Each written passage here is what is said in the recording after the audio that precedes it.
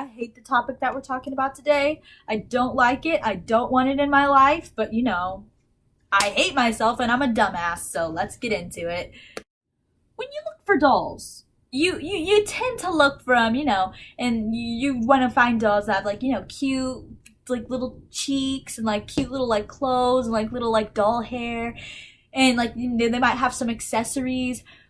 And you don't typically look for dolls who have accessories, and one of those accessories includes literally Beelzebub. It's just a preference. And that's exactly what we're going to be talking about today. We're going to be talking about Robert the doll, and he's an extremely haunted doll that you can go see in Key West.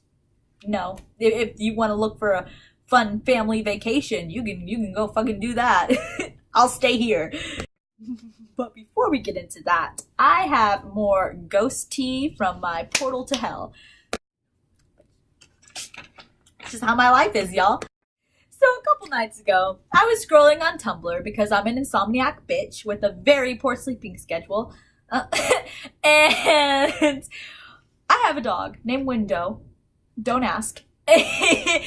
And she's very, fidgety. She's a very noisy dog. She's always barking. She's always growling. So when she started growling at 4 a.m. at the door when there was no one up and there was no sound going on, I did not question it because it's really, it's her. It's her being her. So she starts growling, and I'm just scrolling on Tumblr, and I'm all like, oh my god, Winnie, shut up. And then all of a sudden, I hear voices. These demons were just having a straight up gossip session right outside of my room. And I was just sitting there listening to the sound of people whispering to each other, but very loudly, like they were in a play, and they were very bad. And I'm critiquing demons' acting skills now. And so I start freaking out. While these demons are having a gossip session, I'm in my room having a panic attack. I need an inhaler right now. And I'm texting my friends hey, the demons are back and they're outside my room, spilling tea. And my friend's all well, don't go outside your room. And I'm well, duh, obviously I'm not a white person in a horror movie. What do you take me for? I'm gonna blog about it. So I'm blogging about it. And I'm just, freaking out.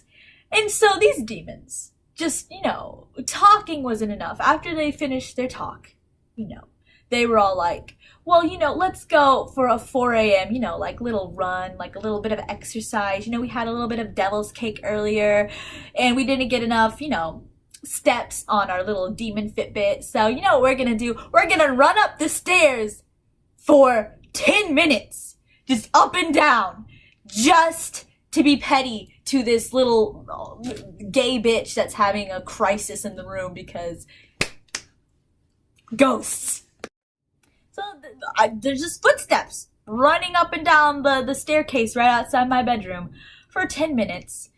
And at that point, I was just in another dimension. I was in another dimension. I was astral projecting. I had left my body. I was just it's happening again. I did not fall asleep that night. I did not. I'm kind of convinced the only reason that nothing else happened, I didn't, Satan didn't show up in my room and be all you want to hang out with me and my demon buddies? I think the only reason nothing worse happened is because I have a protection sigil on my door for that specific reason, because I hate that staircase and I hate my haunted house, but you know that. It's been a very active week, so this week, last week, I don't know, I have depression, I don't keep track of time. My mom was staying home alone because me and my dad and my sister had gone to dance class. And she was, in the garage, sorting through things, looking for shit to put in a garage sale because we live in suburbia. And just so you know, just so you have a mental image, okay? Our garage is set up where there's a door like this that leads to the inside of our house. So my mom's looking. And all of a sudden, she just hears, this pleasant, this soothing noise, that could put you to sleep.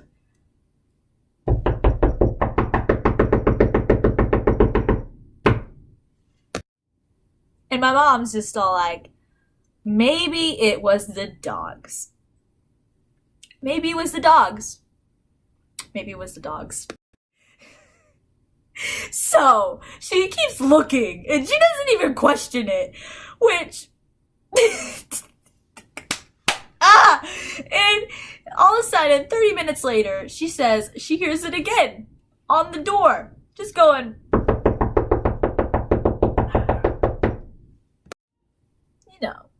casual, just the souls of the damned knocking on your door. Knock, knock, bitch. Who's home? So yeah, that's all I got for you. I just thought I'd update you because help. That was bad. I have a book full of research, and I'm hoping that I don't stutter through it because that's what I've been doing the past few takes that I've tried to make this video. So bear with me. I'm awkward. I don't know how to talk. So, in Key West, Florida, at the East Martello Museum, there is Robert the doll chilling in a glass case. He's resided there for a long time now. But he didn't always used to live there. He used to live in the middle of town in a house called the Artist's House. And he's about 3 feet tall, about the size of a small child, and is the inspiration for Chucky. You might be asking, Isabella, well, what's so bad about him? Like, Chucky, that's extreme. He's just a doll. We're gonna get into that. So in 1906, back in the olden days, this servant of the family that, was the parent, I can't talk. This servant of this family gave Robert the doll to a 4-year-old named Robert Eugene Otto. And that's where it all started. So there's speculation about this, and no one's really sure about the background of these the servants, just that the family did not treat them the best. There's stories that the servant who gave Robert this doll was pregnant. She had gotten pregnant, and the mother did not like that. She didn't like the father of whoever, of the baby, and so to punish the servant, she put her into their backyard in the outhouse and locked her in there and only fed her bread and water for several months. And when the baby was finally born, it had only lived 2 months due to the mother's, starvation, and it was weak, and so it died. Just family talk, casual talk. And so this servant, obviously was all like, yo, what the fuck? And that sucks. This sucks. And she just was bitter towards this mother, obviously, because, she fucked up her life. And she, after, Robert had been born, she had grown very close to this boy. And I don't know exactly what happened, so don't quote me. But something happened. I think it was the lady allegedly was practicing black magic in the backyard, and the mother had caught her and was all like, yo, you're McFired because I don't want that in my life. When you find someone practicing, witchcraft in your backyard, talking to Beelzebub, you tend to get freaked out. So she gets fired on the spot, but before she goes, she makes this doll, Robert, and gives it to Eugene. And at first, this relationship, between this boy and his doll, was, like any other relationship. Make a Disney movie out of it, It's just a boy and his doll. What more do you want? But they grew very close very quickly. And, like, no one really questioned it. He was a young kid, We've all had, those dolls that we, like, loved way too much. The first odd thing, though, was when Robert Eugene was all like, I'm going to give my first name to this doll. And so he's all like, you cannot call me, Robert anymore, because that's not my name. That's the doll's name. That's Robert. I'm Eugene. And he took his middle name, and that's how Robert got his name. So everyone's all like, oh, okay. Like, if you say so, kid, whatever. It's kind of weird. But, they didn't question it. And so, weeks start to go by. Months start to go by. And things started happening around the house. Like, Eugene's toys would show up, and they'd be mutilated, and they'd be destroyed, and, like, weird things would happen. And his parents would always be all like, Eugene, why did you do that? What the fuck, dude? And Eugene's would always be all like, I didn't do it. Robert did it. Everything always led back to Robert. They said that one night the parents had heard him screaming in his room, and they had gone running down to see what was going on, and they saw Eugene holding Robert down and just crying, like trying to hold him down, and they were all like, what the fuck? And he's all like, Robert, Robert, Robert. Other times they'd find him like cowering in a corner, and Robert would be sitting on a chair glaring at him. And when they would see him like that, he'd be like, Robert, it's Robert. All of these weird things were happening, and everything always led back to this doll. And so everyone was kind of like, that's weird, it's funky. But the parents, just blamed it on he had a weird imaginary friend, or he had a crazy imagination, like most parents do. And so they would hear running and up and down this like my demon. Sorry. I get kind of freaked out because when I talk about these, I feel like I'm tempting whatever is in my house. Anyway, so they would hear running, and they'd hear footsteps and giggling and laughter, and there would be no one around, and they were all like, well, maybe it's just Eugene. They would hear Eugene up in his room. When they had guests over, they'd hear him talking to someone, and then another voice that was in no way could, Eugene make whatever it was that was talking respond to him. And the parents were all like, oh, well, he's just pretending, he's making up those voices, and, he's replying to himself. And the guests were all like, you need to get a priest. That is not a boy. He in no way could make those voices. And the parents were just all like, well, what else could it be? Spoiler, it was Robert. Locals that lived around this house would say that they always saw Robert in the windows, and you could be staring directly at him, and he would move from one window to another right in front of your eyes. And so everyone, this doll was infamous in this town. Everyone knew about Robert. Hey buddy, that house? You know the one with the weird doll on the windowsill? Yeah, that one. And so, as Eugene grew older, he had a great aunt who finally was all like, okay, we need to get you away from this doll, sweetie, cause something's not right. And so she's like, you're old enough, you need to grow up, you need to say goodbye to Robert. And Eugene did not like that idea. He's all like, no, you can't take Robert away from me, bad things will happen.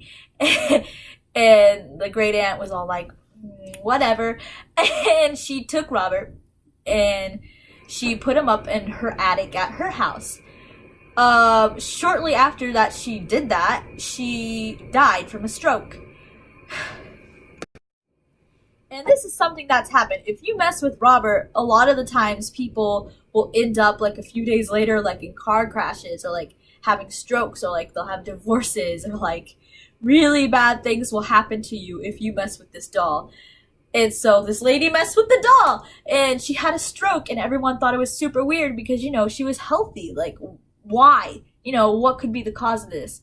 And so after she had died, Eugene got his doll back because, he gave it back to them.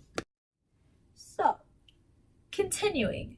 Robert is now an adult and he gets his doll back.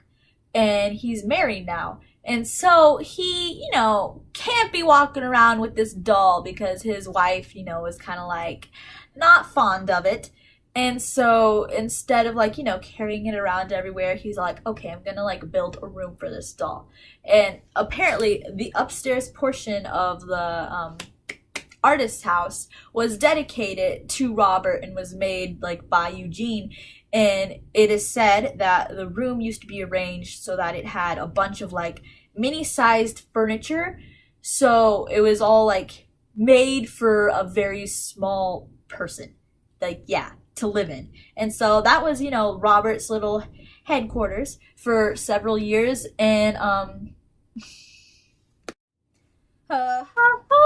so that was that was Robert's headquarters for several years. And like when people came over, they'd hear running up in the stairs, they'd hear pounding on walls, they'd hear giggling, they'd hear screaming, and it was all coming from that upstairs room. It was like the wife that lived there, like who was married to Otto, who said that he'd get abusive, but like it never felt like it was, Eugene when he would get that way. Like it felt like it was something else, like possessing him almost. It got to the point where apparently, I don't know if it's true, but there was one day when they had gotten into an argument and like Eugene had locked her in the outhouse for several hours, which was the same outhouse that the mother all those years ago had locked that servant in. And so there's speculation that, this doll might have been cursed by this person. And it'd make a lot of sense because, those two stories link up. Anyway, moving on. In 1974, Eugene passed away. He was a very old man, but Robert was still kicking. He still had some tricks up his sleeve. So after, Eugene died, a lady named Myrtle bought the house in 1974. And she said she constantly heard noises like all the time and up in this, room like where Eugene had been keeping Robert. And so finally she was all like, what's going on? What is up in that room? Like, and so she goes to investigate. And sure enough, she finds the little room dedicated to Robert. And she sees him there, in there, and she's all like, that's strange. And immediately she picked up on it. She was all like, something is in that doll. That, like, she looked at the doll and she was all like, that's haunted. A journalist or like a reporter named Malcolm Ross would come into the house, and when he met Robert, he totally believed, like, he would watch and like say things to Robert, and he firmly believed that Robert would respond. Like, his face would change depending on what you said to him. And if you said anything bad about him or like about Eugene or like about the house, his face would turn into a very sinister like scowl, like he was angry at you, which is horrifying. And so Malcolm, like, he believed this. He said, he was all like, he said, and I quote, he said, there is some sort of intelligence in that doll. The doll was listening. That's some horror movie shit right there. And he did believe that. He thought that, like, Robert was always listening. Like, there was something in the doll. And I'm pretty sure so did Myrtle and most everyone else who's come into contact with it. And so after a while, and like, I think, 1994, I had to check, Myrtle finally got rid of Robert and donated him to the East Martello Museum in Key West, Florida. And shortly after that she donated the doll, she passed away. And, that's not great. I mean, everyone who, like, come into contact with this doll has had, you know, like either they die or like a loved one dies, like something bad happens. So something's definitely up with it. So after this Myrtle, after she donates this doll, the museum's kind of like, we don't know what to do with this, but sure, we'll take it, because it was the doll of like the famed late, you know, artist slash writer Eugene Otto, and they were all like, well, okay, you know, sure, we'll take this doll. As soon as they took this doll, weird stuff started happening, okay? So the first thing that started to happen when they put him in this case, people would go up to, you know, like look at him, you know, because it's a museum. That's what you do. And as soon as they'd approach, like to take pictures and stuff, their electronics would short out, and they'd be all like, "Oh, that's weird," and they'd walk away, and they'd be all like, "Well, it must be something with my camera." But as soon as they got far away from Robert, it would work fine again. And this happened multiple, like with a bunch of people. Like every time, like people would go up to this doll, their electronics would start like short circuiting, and they were all like, "Well, that's really weird. Why is that happening?" But as soon as they walked away, they were fine again. And so, like, they heard like footsteps, and they heard giggling, and like the same stuff that like had been reported at the house started happening at the museum. And so these people at the museum were like, "Okay, we get it." We get it. It's haunted. It's very haunted. And they started telling people, like, because these people like started going up to the glass, and like they'd taunt this spirit. They'd be all like, "Oh," like they'd say terrible things to it, like, you know, trying to tempt it, trying to provoke it. And provoke it they did, because they would leave, and like shortly after they left the parking lot, like one guy left, as soon as he got out of the parking lot, boom, he got a speeding ticket. People would get into car crashes, and like people would die, people would like have loved ones die, marriages would, like, you know, they get divorced. Like, people could not shake the feeling that they were cursed if they, like, you know, talked to this spirit in, like, a bad way. And so the people at the museum were like, please, please treat this spirit with respect. Like, it got to the point, like, if you take a picture of Robert without asking permission first, bad things could happen to you. Like, they will happen to you. So they post everywhere, like, around this doll. They're all like, please, please, please, if you're going to take a picture, you need to ask permission first. And the best thing that you should do is actually to introduce yourself to Robert. Like, you know, like, do not do anything to disrespect him. Please. And to this day, the museum receives thousands and thousands of letters from people, like, apologizing and, like, begging Robert, like, please, please, please, I didn't mean, like, disrespect. I'm so sorry. Please, like, whatever you've cursed me with, please lift it. Like, I'm so sorry. And these, like, letters are everywhere, and, like, they get tons of them, like, just begging Robert, like, please, please, like, lift the curse that you've put on me. Other stories. More stories, I've heard is a curator there at the museum, when Robert had first arrived, apparently, had come like to work early one morning. No one else was really there. The museum's pretty dusty. Like, it has open windows, you know, so like a lot of dirt and like soot gets in. But Robert is kept in a glass case, and he's, you know, pretty clean, you know, because they keep him well managed, because, you know, it's a haunted doll and they want to preserve it.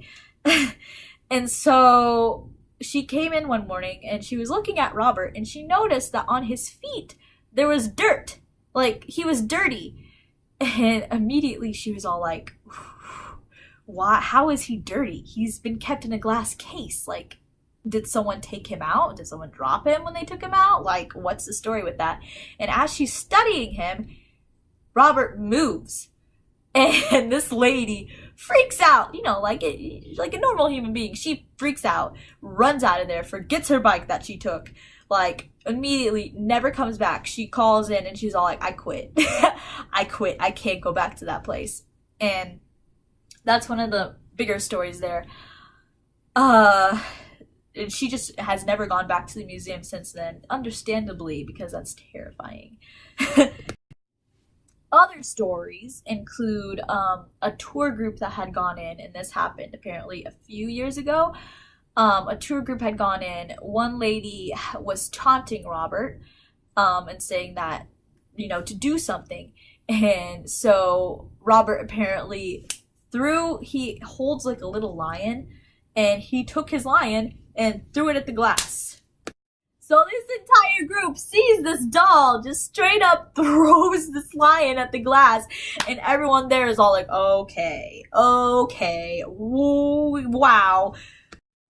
And like people who go to see Robert, they all say like something's in the doll, like something paranormal or whatever it is in that doll, and it's bad. Like you don't want to provoke that. It's something that you can't completely understand. So people theorize, of course, that the servant who had gifted the doll to Eugene had been practicing black magic and had put a curse on it.